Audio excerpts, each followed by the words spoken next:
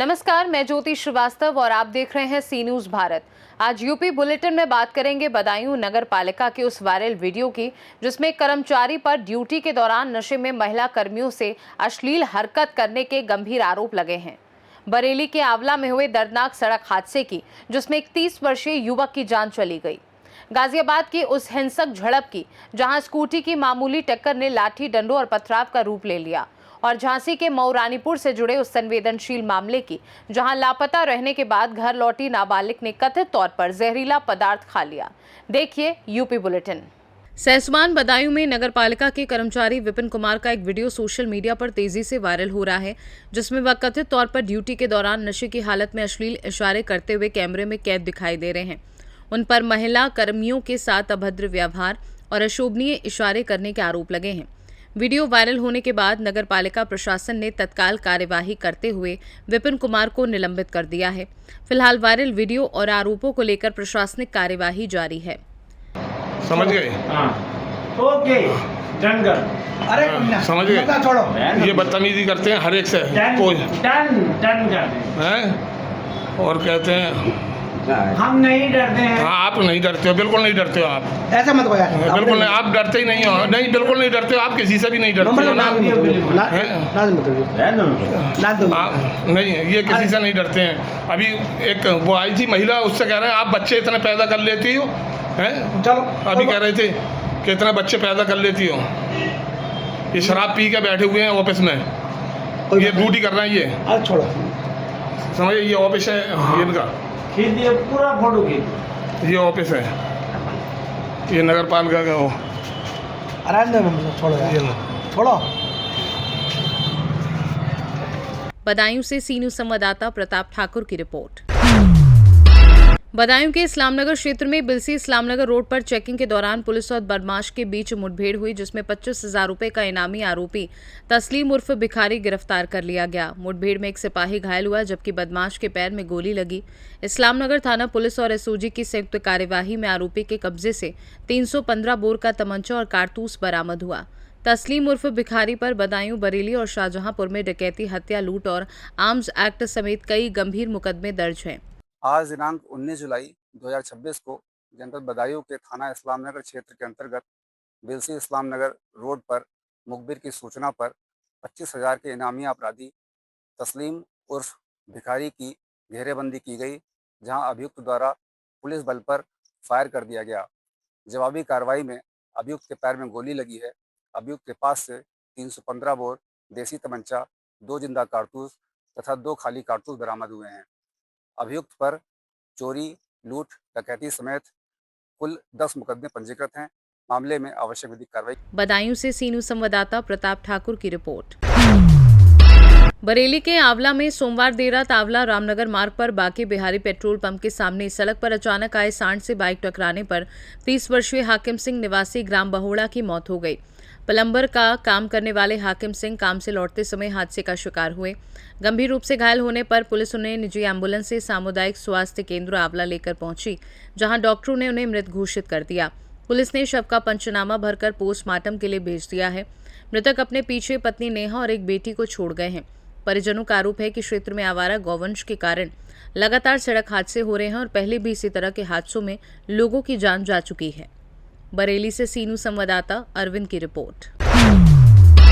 बरेली के आंवला सर्किल के भमोरा थाना क्षेत्र के गांव राजूपुर में सोशल मीडिया पर धार्मिक भावनाएं आहत करने वाली कथित टिप्पणी को लेकर शुरू हुआ विवाद अभी भी जारी है। शनिवार को तहसील संपूर्ण समाधान दिवस के दौरान क्षत्रिय करनी सेना और क्षत्रिय महासभा के पदाधिकारियों व कार्यकर्ताओं ने प्रदर्शन कर एसडीएम को ज्ञापन सौंपा। ज्ञापन में भमोरा पुलिस पर एक तरफा कार्यवाही का आरोप लगाते हुए कहा गया कि 12 जुलाई को अजय चौहान उर्फ भोलू ने कथित आपत्तिजनक पोस्ट का विरोध किया था, जिसके बाद उसके साथ मारपीट हुई। लेकिन अगले दिन पुलिस ने बाहरी संगठनों के दबाव में अजय समेत 5 लोगों पर SC/ST एक्ट सहित अन्य धाराओं में मुकदमा दर्ज कर उन्हें जेल भेज दिया। प्रदर्शनकारियों ने मामले की निष्पक्ष उच्च स्तरीय जांच, दोषियों की रिहाई और झूठा मुकदमा दर्ज कराने वालों के खिलाफ कार्यवाही की मांग की है। अधिकारियों ने मामले की जांच कर उचित कार्यवाही का आश्वासन दिया है। बरेली से सी न्यूज संवाददाता अरविंद की रिपोर्ट। गाजियाबाद के विजयनगर थाना क्षेत्र स्थित प्रताप विहार के लीलावती चौक पर स्कूटी की मामूली टक्कर को लेकर दो पक्षों के बीच विवाद हिंसक झड़प में बदल गया। भाजपा युवा मोर्चा के प्रदेश अध्यक्ष डॉक्टर रोहित मिश्रा के स्वागत कार्यक्रम में जा रहे एक भाजपा कार्यकर्ता की स्कूटी कथित तौर पर मोहम्मद चांद के ठेले से टकरा गई, जिसके बाद कहासुनी, मारपीट, लाठी डंडों और पथराव तक पहुंच गई। करीब 15 मिनट तक इलाके में अफरा तफरी का माहौल रहा और घटना का वीडियो भी सोशल मीडिया पर वायरल हो गया। सूचना पर पहुंची विजयनगर पुलिस ने स्थिति को नियंत्रित किया। भाजपा कार्यकर्ता की शिकायत पर मोहम्मद चांद, शोएब और अन्य लोगों के खिलाफ एफआईआर तहरीर दी गई है। पुलिस ने 2 आरोपियों को हिरासत में लेकर एफआईआर दर्ज कर जांच शुरू कर दी है। अधिकारियों का कहना है कि मामले की निष्पक्ष जांच कर दोषियों के खिलाफ कानूनी कार्यवाही की जाएगी। दिनांक 19/7/2026 थाना विजयनगर अंतर्गत एक मारपीट का वीडियो वायरल हुआ, जिसके वायरल होते ही तत्काल स्थानीय पुलिस द्वारा मौके पर जाकर जांच व पूछताछ की गई और पाया गया कि एक स्कूटी के टक्कर को लेकर 2 पक्षों में वाद विवाद हुआ, मारपीट हुई, जिसमें 2 लोगों को हिरासत में ले लिया गया है। वह और पूछताछ की जा रही है। मौके पर शांति एवं कानून व्यवस्था कायम है। आवश्यक वैधानिक कार्रवाई अमल में लाई जाएगी। गाजियाबाद से सीनू संवाददाता प्रवीण कुमार की रिपोर्ट। झांसी के मऊ रानीपुर सामुदायिक स्वास्थ्य केंद्र में गरौठा थाना क्षेत्र के ग्राम खैरी की 16 वर्षीय किशोरी को अचेत अवस्था में लाया गया, जहां डॉक्टरों ने उसे मृत घोषित कर दिया। परिजनों के अनुसार किशोरी 13 जुलाई को मध्य प्रदेश के पलेरा से लापता हो गई थी, जिसकी गुमशुदगी की रिपोर्ट थाना पलेरा में दर्ज कराई गई थी। 16 जुलाई को पुलिस ने उसे बरामद कर परिजनों को सौंप दिया था। परिवार का आरोप है कि किशोरी को गाँव के कुछ युवक अपने साथ ले गए थे, जिनके नाम पुलिस को लिखित में दिए गए, लेकिन कोई कार्यवाही नहीं हुई। परिजनों के मुताबिक 19 जुलाई को किशोरी ने जहरीला पदार्थ खा लिया, जिससे उसकी मौत हो गई। मामला उत्तर प्रदेश और मध्य प्रदेश से जुड़ा होने के कारण परिजन निष्पक्ष जांच और न्याय की मांग कर रहे हैं। सर, एक बच्ची आई है आपके यहाँ पर अस्पताल में, क्या मामला है और क्या नाम है, कहाँ की रहने वाली है? जी, मैं डॉक्टर आरपी से इमरजेंसी मेडिकल ऑफिसर CSC मोगानी, यहाँ से हमारे पास एक बच्ची आई जिसकी कुमारी चाहत डॉक्टर ऑफ अनिल, करीब 16 साल, ईयर फीमेल, जो गांव खीरी थाना गरौठा की रहने वाली हैं, जो कि हमारे पास मृत अवस्था में लाया गया है। जी, क्या लगता है सर उसके मृत अवस्था होने की? ऐसे लग रहा है जैसे कोई वायलेंस खाए हुए, इसके बाद तो फिर जब पोस्टमार्टम होगा उसके बाद खुलासा होगा क्या है। कितने बजे लाई गई है सर यहाँ मुगलानी अस्पताल में? करीब 1:30-2 बजे के आसपास। हमें दिल्ली पहुँचाने हमें दिल्ली से लौटा के लिए कछु खावे नहीं दो मम्मी। मैं दिल्ली से दिन भर हमें कमरा में बंद करे रहे, फिर पापा वाले पहुँच गए सुले वाले जी 4-5 लड़का आते। लड़कों का नाम बताया उन्होंने? हम बता रहे हैं, लड़कों का नाम बताया, 5 लड़का है, 6 लड़का गाँव के हैं। कौन से गांव के? खेरी के। क्या आपके क्षेत्र के भी रहने वाले हैं कुछ लड़के? नहीं, हमारे गांव के रहने वाले हैं, कोई क्षेत्र के रहने वाले हैं। नाम आपका? हमारा नाम राजपूत खेरी। कहाँ से हैं? खेरी गांव। ये जो बच्ची है, ये क्या, कौन है आप उसके? ये हमारे पिता हैं, हम उसके पिता है, मेरी बच्ची है। पिता हैं। अच्छा, क्या घटना हुई है आपकी बच्ची के साथ? हमारी बच्ची पलेरा पढ़ती थी जी। 13 तारीख के 4 दिन पहले भेजा था हमने जी। 4 दिन पहले भेजा था। हाँ। 13 तारीख की शाम के जी 3 बजे बच्ची स्कूल गई थी, ओसनक स्कूल। तो इसके बाद हमारा 7 बजे भैया ने, छोटा है इसका, सब छोटे वाले ने फोन लगा कि दीदी स्कूल कोचिंग से नहीं आई। जी। तो हमने कि हम आते हैं रात में 8 बजे तक, हम पहुंचे वहाँ पर रात में। तो हमें बिटिया नहीं मिली, पूरी सहेलियों ने के यहाँ देखा, सब देखा। जी। इसके बाद में हमने फुल कोशिश लगाई, एसओ साहब ने, हम रात में सुबह गए, हमने साहब पलेरा थाने में ऐसी परेशानी है, और जी मकान में जहाँ हम रहते हैं पलेरा में छोटी स्टैंड तिवारी जी का मकान है, CC3 कैमरा लगे हुए, फुटेज भी चेक करी। तो 2 ऐसे बिटिया निकली है स्कूल के लिए, जे कुछ कपड़ा नहीं ले आई, ना 10,000 रुपये रखी थी, कुछ नहीं लाई, स्कूल गई थी, माताजी रहती थी साथ में। तो बिटिया इसके बाद गई तो एक लड़का राम जी और एक सफ़ेद कलर की बिटिया ने मोटरसाइकिल बताई, जब इस सफ़ेद कलर की TVS की बिटिया ने मोटरसाइकिल बताई, बैठाया, केदारपुर लाए, वहाँ पे मुझको एक बोतल में पानी पिलाया। इसके बाद एक लड़का यहाँ पे मऊ रानीपुर के यौनी के गांव का है, उसका नाम तो हमको शायद उसका जैसा नाम है, बिटिया ने बताया था कि प्रिंस ही नाम है, यौनी का है, जो जानते हैं यौनी का है, वो बिटिया ने बताती है जहाँ पे जितना। तो उसने ले जाके दिल्ली बैठा दिया रेलवे स्टेशन 11 बजे से। तो झांसी के लिए पहुंचा, दिल्ली तक बिटिया घूमे आई। बिटिया को ना खाने पीने कोई व्यवस्था नहीं। इसके बाद मऊरानी पर छापा माया मैंने, इस मोबाइल से जो नंबर आया था राम जी का, वो एक पैंस का, तो दोनों नंबर एक आंसर है। 3 नंबरों पे हमने कोशिश की कि भैया बिटिया अपनी नहीं मिल रही, तो बताइए अभी क्या हुआ? अभी क्या हुआ? अभी हाल की सुनते तो जाओ। इसके बाद में जब बिटिया हमने 15 तारीख में थाने कब्जे की, पलिया शासन ले आके हमने मऊरानी पर बिटिया की शक लग रही, हम ढूंढते सबको हुए। तो पलिया में नई बस्ती में यहाँ पे हमको बिटिया मिली एक कमरे में। कहाँ नई बस्ती? नई बस्ती में, जहाँ से अपनी अस्पताल है, हम कमरा भी बता दें। पलेरा में? यहाँ पे मऊरानीपुर में। मऊरानीपुर में बिटिया मिली हमें, जहाँ पे अस्पताल के सामने वो कुलिया गई नीचे को। जी जी जी। जैसे मैं सामने रास्ता चली गई, ऐसी रास्ता वही मकान है। किसके मकान में थी? अब वो मकान का मुझे पता नहीं है। जी जी। उस मकान में बिटिया मिली, बिटिया ली, पलिया थाने ले गए। बिटिया को बहुत मारा था, पट्टी बंधी हुई थी। बिटिया दहशत में बोली अपनी मर्जी गए। बिटिया रात भर रही, घाने धाने ने बिटिया ने पूरी हकीकत खोल दी कि पापा मैंने खाना नहीं खाया, ना मेरे साथ कुछ नहीं, आप डॉक्टरी भी करा लो, कुछ भी। हमारा अपहरण किडनैप हुआ था, जे दिल्ली बेचने ले गए थे। अब जे 4-5 लड़का है जो बिटिया के बयान पलिया थाने लगे हो, वही हम मान करते हैं साहब, हमें तो कोई पता नहीं। पुलिस की तरफ से कोई कार्रवाई की गई है? पुलिस की तरफ से लापता लिखी गई थी उनने पहले जी। अब इसके बाद में वहाँ पर जतारा गए थे जी, साहब ने बुलाया था, वहाँ पे बिटिया के बयान हमको कोई पता नहीं है। अच्छा, आपकी बच्ची ने मऊरानीपुर में कुछ घटना बताई, उसके साथ कुछ हुआ? उसके साथ मऊरानी पर यही बताई कि इस कमरा में 1 दिन रखे रहे हमको, अंदर गिराओ, लोग गेट नहीं खोला। तो ये कहते पापा फोन लगाओ, इनको लगाओ, इसने फोन किसी ने नहीं लगाया। कितने लोग रखे थे उसको?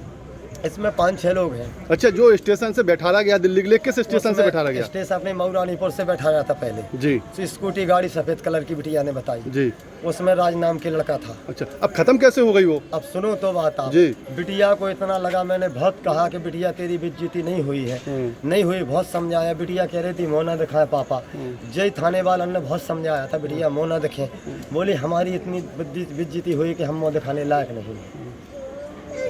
बिटिया ने इतना बताया हमको। आज सुबह बोली दवाई किन आओ, खेत पे गए, बिटिया ने कुछ नहीं बताया। बिटिया ने जो कर लिया मुझे पता अभी भी नहीं है।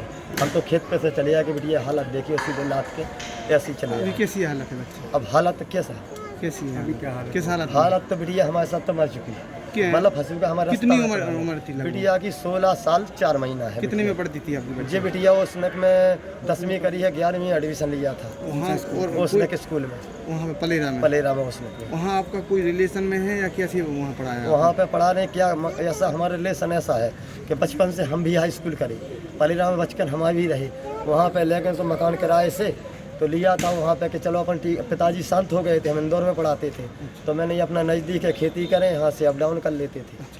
आप खेरी गांव के? हम खेरी गांव में। कौन सा थाना पड़ता है? हमारा गरोठा।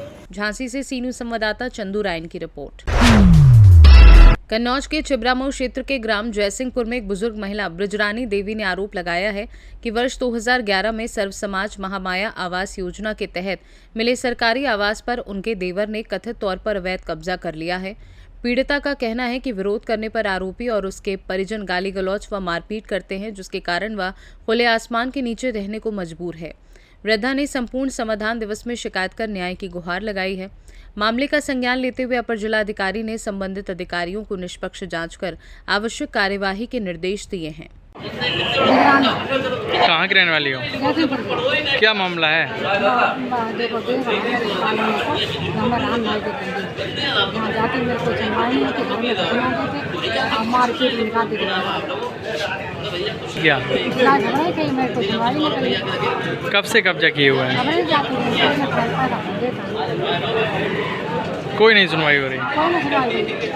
कहाँ कहाँ शिकायत कर चुके हैं आप? कोई सुनवाई नहीं करते। आज कहाँ पे आई हैं? आज छिबरामऊ। कहाँ पे?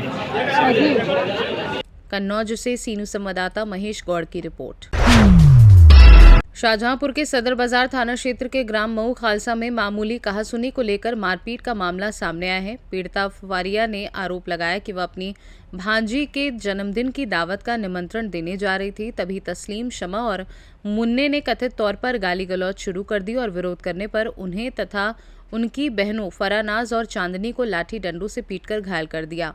पीड़िता ने यह भी आरोप लगाया कि सदर बाजार थाने पर तैनात एक सिपाही ने कार्यवाही करने के बजाय उन्हें ही जेल भेजने की धमकी दी। पीड़िता ने थाना प्रभारी को शिकायती पत्र देकर आरोपियों और संबंधित सिपाही के खिलाफ कड़ी कार्यवाही की मांग की है। पुलिस ने मामले की जांच शुरू कर उचित कार्यवाही का आश्वासन दिया है। थाना सदर बाजार पे आपने जो प्रार्थना पत्र दिया है, मेरा नाम फारिया है। मैं सदर बाजार गई थी तस्लीम ने मऊ कैंट के। आप कहाँ की रहने वाली हैं? थाना आपका? सदर थाना। अच्छा, क्या मामला हुआ था आपका? जी, कल तस्लीम ने हम तीनों बहनों को रोड पे लाठी चार्ज कर दी, मारा हम लोगों को। तस्लीम के पिता का नाम क्या है? सलीम। कहाँ के रहने वाले हैं वो? मऊ कैंट के। क्यों मारपीट की, क्या कारण था? बर्थडे का हम लोग इनवाइट करने गए थे, वहाँ पे आ रहे थे लौट के। तस्लीम ने मुझे अकेले देखा तो मतलब पकड़ना चाहा, तो हम चिल्लाए तो हम हाथापाई हम बच गए। तो मेरी बहनें पहुँची तो मेरी बहनों को भी मारा और मेरे घर वालों को लाठी चार्ज कर दी सब पे। तो आप लोगों को किसको किसको मारा उसने? जी, मेरी बहन को, हमें, और बड़ी बहन ने मेरी बाप के भी पड़ी थी चोट। तो आपने थाने पर प्रार्थना पत्र दिया था, अभी वहाँ पे क्या आश्वासन मिला आपको थाने से? गए थे तो हमारी सुनी नहीं। शालम बोले। सालम कौन है वहाँ पे? शालम पुलिसकर्मी है कोई? क्या बोला उन्होंने? उन्होंने बोला ज़्यादा बोलो कि अभी तुम्हें जेल में डाल देंगे। अभी आपसे बोली ये बात? सालम ने क्या बोला आपसे? क्या ज़्यादा बोलो कि अभी तुम्हें जेल में डाल देंगे, लेडीज पुलिस बुलवा के डंडे लगवा देंगे। तो आपकी FIR दर्ज हुई? मेडिकल वगैरह हुआ है आपका? मेडिकल वगैरह हो गया है। तो आप क्या चाहती हैं? मेडिकल वगैरह हो गया मगर वहाँ भी सुनवाई नहीं हो रही कुछ भी। क्या चाहती हैं आप? हम कठोर कार्रवाई करते हैं। किसने मारा आपको? तस्लीम ने मारा। तस्लीम और वो शहनारा थी और कासिम शमा। मेरी बहन का चंकड़ मारा, उसका नाक का फूल टेढ़ा हो गया, सब गिर गया नुचके। आपको किस चीज से मारा? हाथों से, डंडों से? डंडों से मारा। बरते बनी है, ये बाल मेरे इसे लपेट कर खींच लिया, पूरा सिर भी सूजा रखा है सब। तो आप क्या चाहती हैं इसमें? बहुत सख्त सजा दी जाए। ये नहीं खाली मुकदमा हो जाए, जब वो एक देखा जाएगा। सजा इस बात की दी जाए। हमें मारा है उसकी सजा मिलना चाहिए उन्हें जल्द से जल्द। ये नहीं है बैठे महीने की गर्भवती भी जो है। मेरा नाम है चांदनी। अच्छा, जो फारिया है इनकी आप कौन है? हम इनकी बड़ी बहन है। तो मारपीट जब हुई थी आप मौके पर थी? मौके पे हम बाद में गए, जब हमने सुना फारिया को पहले मारा, जब हम गए वहाँ गए बीच बचाव के लिए, जब उन लोगों ने हमें लोगों को भी मारा। किसने मारा आपको? तस्लीम ने, शमा ने, शहनारा ने, कासिम ने और मुन्ने ने।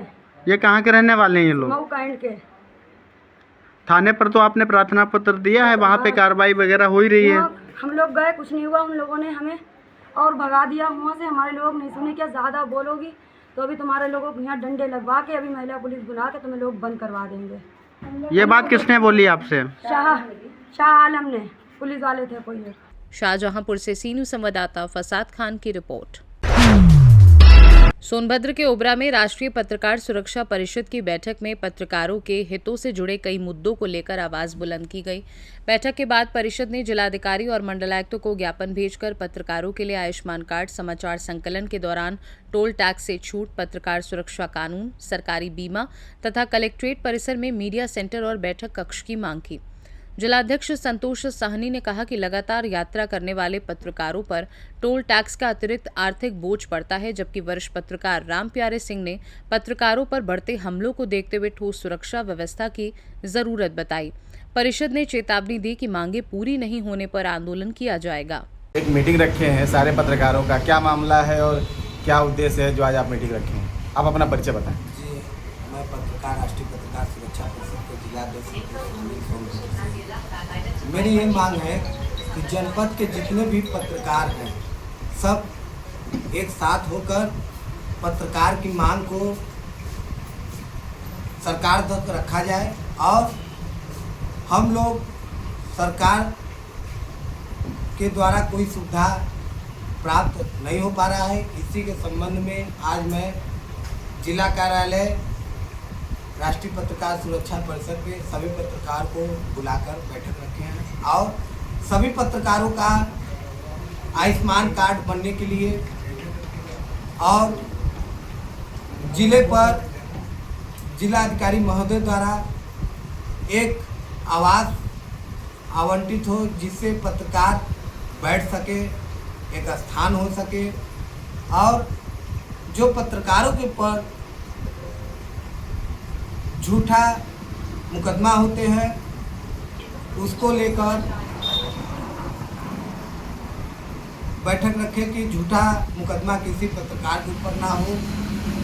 और सरकार से मेरी ये मांग है कि हम पत्रकार भाइयों को सरकार द्वारा एक सुनिश्चित सुविधा दी जाए, जिससे हम पत्रकार भाइयों को कोई सरकार द्वारा सुविधा नहीं मिल रहा है, जो कि सरकार हम पत्रकार को सुविधा उपलब्ध कराए, जो कि पत्रकार चौथा स्तंभ है और गांव से लेकर नगर तक एक एक चीज़ को हमारे पत्रकार भाई ही सरकार तक पहुंचाते हैं, जिससे सरकार को हर चीज़ का सूचना हम पत्रकार भाइयों द्वारा दिया जाता है कि कौन सा विकास कहाँ तक हुआ, कैसे हुआ, हम पत्रकार भाई ही करते हैं। सरकार द्वारा मेरी ये मांग है कि पत्रकारों का एक कानून लागू हो, पत्रकारों को हित को लेकर पत्रकारों की बीमा हो, पत्रकारों को भत्ता दिया जाए और पत्रकारों का जल्द से जल्द आयुष्मान कार्ड बनाया जाए और जो भी सरकार द्वारा सुविधा हो हम पत्रकार भाइयों को दिलाने के लिए राष्ट्रीय पत्रकार सुरक्षा परिषद इस लड़ाई को लड़ेगी और सरकार तक इस बात को पहुंचाएगी कि हम पत्रकार भाइयों को सरकार की सारी सुविधाएं मिले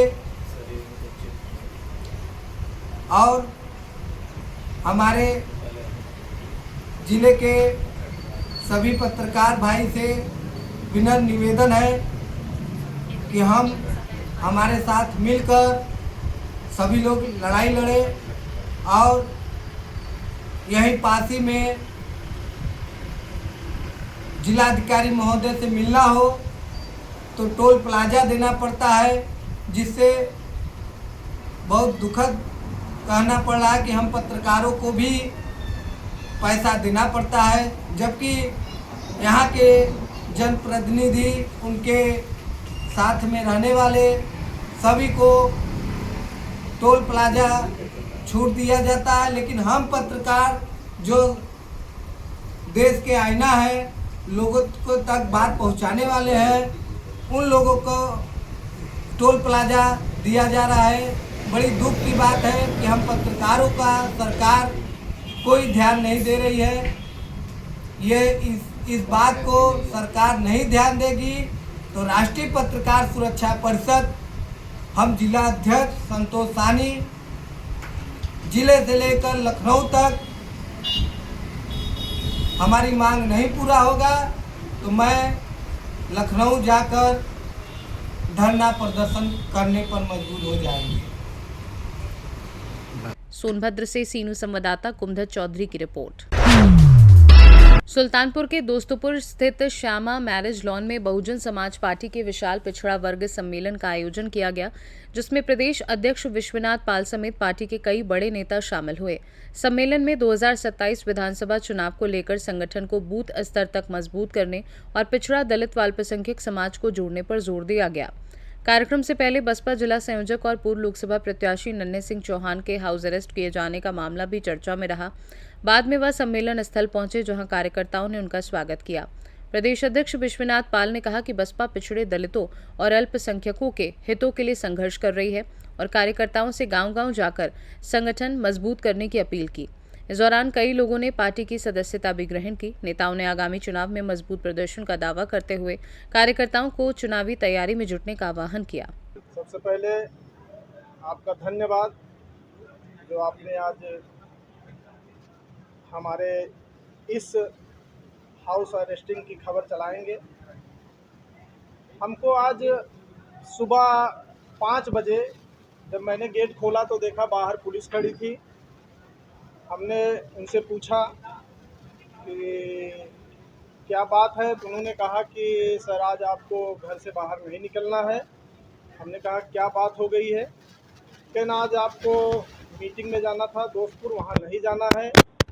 आपको आज घर में रहना है। हमने कहा किसका आदेश है? उन्होंने कहा कि ऊपर से आदेश है। हमने कहा हम तो बहुजन समाज पार्टी के लोग हैं, हम लोग माननीय बहन जी द्वारा जो दिशा निर्देश मिलता है वही काम करते हैं। हम लोग संविधान को मानने वाले हैं। हम लोग कोई रोड शो तो कर नहीं रहे हैं, कोई धरना प्रदर्शन तो कर नहीं रहे हैं। हम तो एक अपने संगठन, अपने भाईचारे की एक छोटी सी बैठक करने जा रहे हैं। उन्होंने कहा ऊपर से आदेश है, आपको आज नहीं जाना है। तब हमने सारी बात अपने माननीय प्रदेश अध्यक्ष जी को, माननीय MLC साहब को, माननीय जिला अध्यक्ष जी को सारी बात बताया। उन्होंने ऊपर बात किए तो बातों में ये सब निकल के आया कि 12 तारीख को अभी हमारे लम्भुआ विधानसभा में एक बहुत बड़ी मीटिंग हुई थी, जिसमें वहाँ पर प्रत्याशी घोषित हुए थे। उसी जनसैलाब को देखकर आज के मौके की सरकार में थोड़ा सा चहल पहल हो गया है और हमारे उस मीटिंग में सर्व समाज के लोग इतना इकट्ठा हुए कि अब की लग रहा है एक तरफा बहुजन समाज पार्टी की जीत होगी।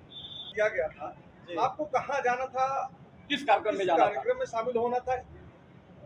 हाउस अरेस्ट होने से पहले हमको सुबह 10 बजे निकलना था घर से। दोस्तपुर में आज भाईचारे की एक बहुत बड़ी बैठक थी, कार्यकर्ता की बैठक थी, जिसमें हमारे मुख्य अतिथि माननीय प्रदेश अध्यक्ष जी आ रहे थे और जिले का संगठन भी था। उसी में हमको जाना था। फिलहाल मुझे वो 5 बजे से 11:40 तक हमको हाउस अरेस्ट किए रहे। उसके बाद मुझे छोड़ दिए। उसके बाद मैं घर से निकला, फिर भी मीटिंग में मैंने आया, 1 घंटे देरी से पहुंचा, लेकिन मैंने आज भाईचारे की ये मीटिंग अटेंड किया।